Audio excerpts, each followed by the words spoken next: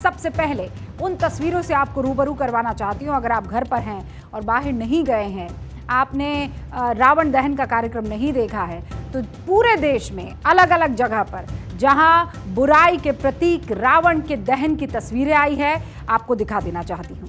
चाहे वो पटना हो, चाहे वो दिल्ली हो, भोपाल हो, लखनऊ हो, सब जगह पर रावण, मेघनाद और कुंभकर्ण के पुतले का दहन हुआ है। और इन तस्वीरों के साथ बुराई पर अच्छाई की विजय का त्योहार दशहरा मनाया गया। एक छोटी सी वानगी उन तस्वीरों के साथ आपके समक्ष रख रही हूं।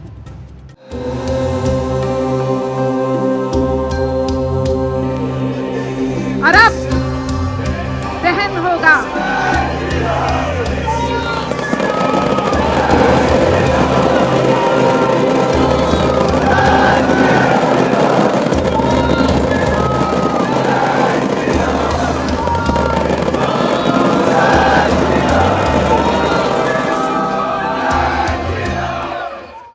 आप सबको विजयदशमी की बहुत बहुत बधाई।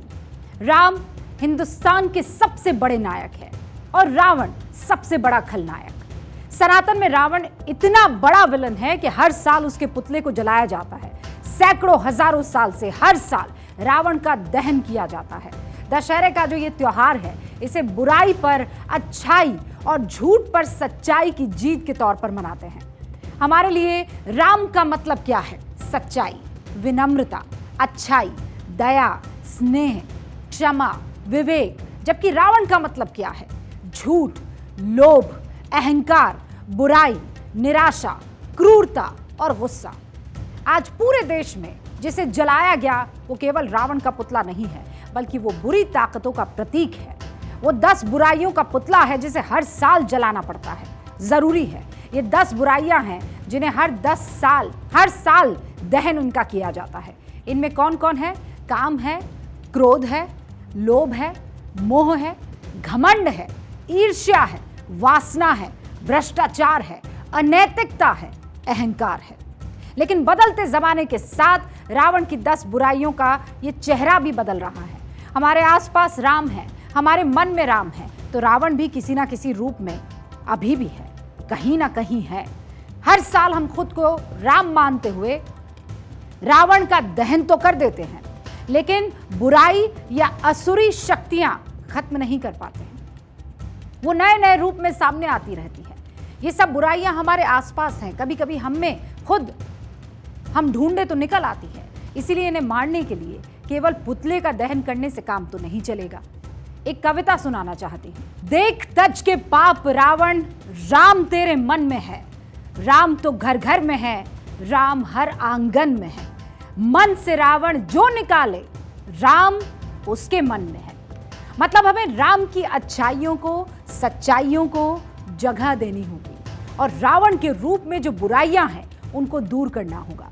इन खामियों और कमजोरियों को जो हमारे देश में है, हमारे आसपास है, हमारे बीच है और जो लगातार हमें पीछे धकेलने की साजिश कर रही है, उन्हें दूर करना ही होगा। वही असली रावण दहन है। मेरी नज़र में ये 10 बुराइयां कौन सी हैं जिन्होंने हमारे देश और समाज को जकड़ के रखा हुआ है? ये 10 बुराइयां हैं: प्रदूषण, भ्रष्टाचार, आतंकवाद, कट्टरता, जातिवाद, भाई भतीजावाद, जीवन शैली, गंदगी, भेदभाव, अन्याय और कट्टरता। ये वो बुराई है जिसका समूल नाश करना बहुत जरूरी है। राम ने रावण को उसकी नाभि में तीर मारकर इन बुराइयों को खत्म कर दिया, लेकिन ये रावण के वो रूप हैं जिनकी नाभि की जीवन शक्ति एक तीर से खत्म नहीं हो सकती है। इनका दायरा बहुत फैला हुआ है और इसीलिए इनके खात्मे की कोशिश भी बड़े पैमाने पर करने की जरूरत है। ये बुराइयां कैसे हमारे समाज को खोखला बना रही है, आप समझिए।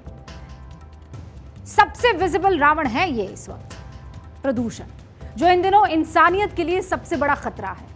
हवा से लेकर पानी, खेत से लेकर घर, हर जगह हम सब इससे परेशान हैं। और सबसे बड़ी विडंबना यह है कि इस प्रदूषण के जननी भी हम ही हैं।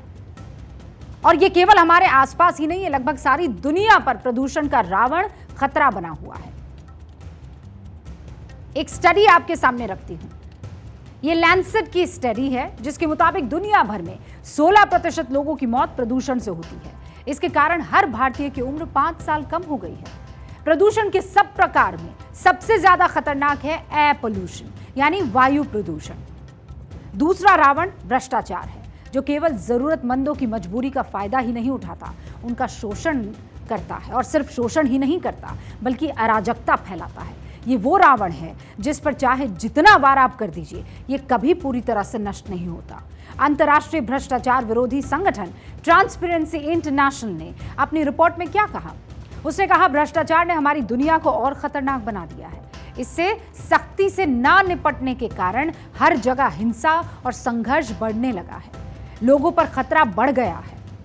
एक और रावण है आतंकवाद, कट्टरता।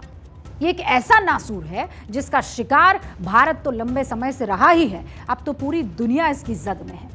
अभी हमने इजराइल में हमास के आतंकवादियों का कहर देखा, उनकी कट्टरता देखी। इसके बाद जो जंग शुरू हुई वो सिर्फ इजराइल और हमास के बीच तक सीमित नहीं रही है। इसमें ईरान, लेबनान, चीन, रूस से लेकर अमेरिका और उसके सहयोगी भी शामिल हो चुके हैं।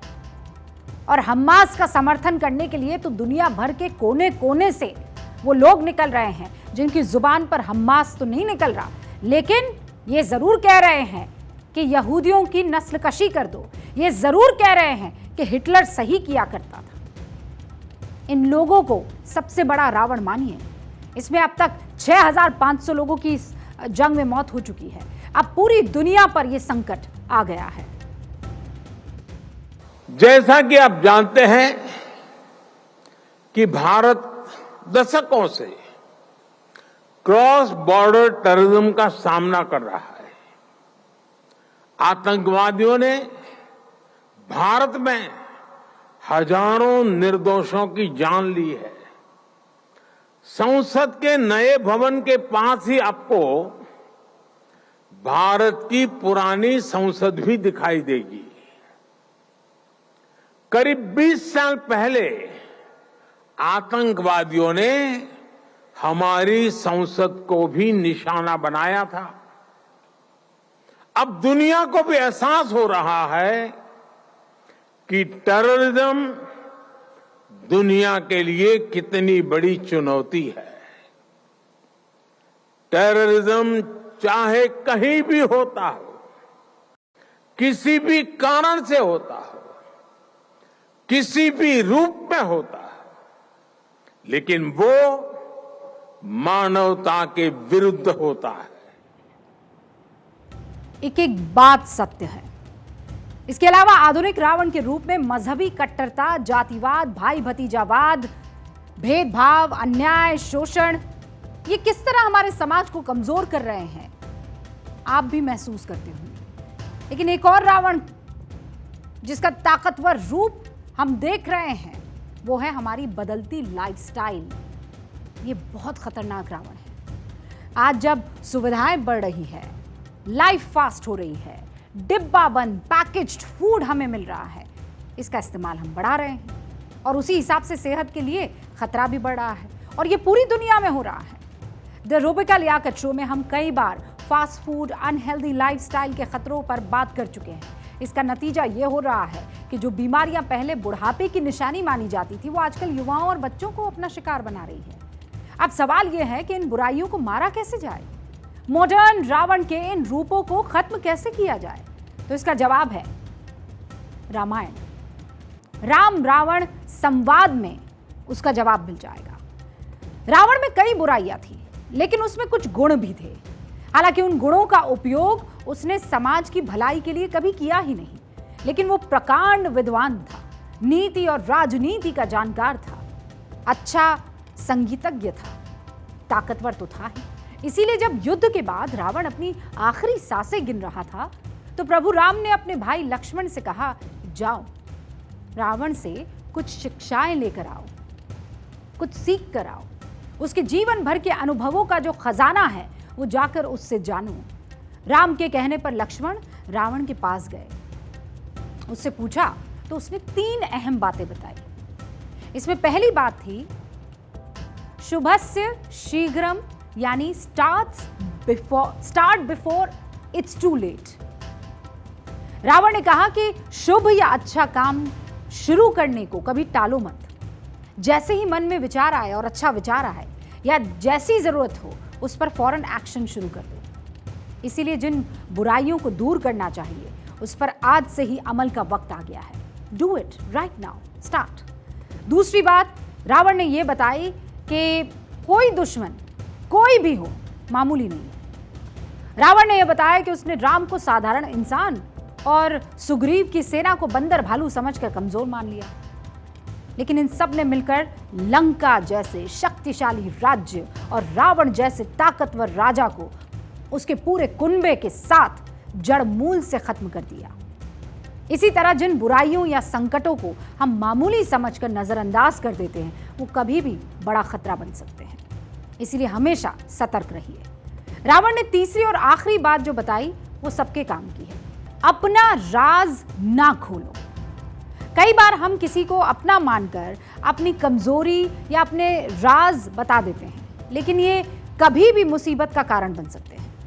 रावण ने भी अपने भाई विभीषण को यह रहस्य बता दिया था कि उसकी मौत कैसे होगी। जब विभीषण भाई से दुश्मनी कर बैठा या दुश्मन भाई का बन बैठा तो उसने यही बात युद्ध के दौरान राम को बतला दी। रावण की मौत का कारण यही राज बना।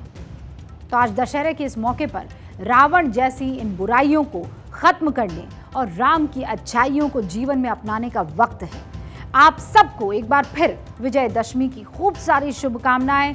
अपने अंदर की बुराइयों को आप ही पहचान सकते हैं और खत्म करने की ताकत आप ही में है।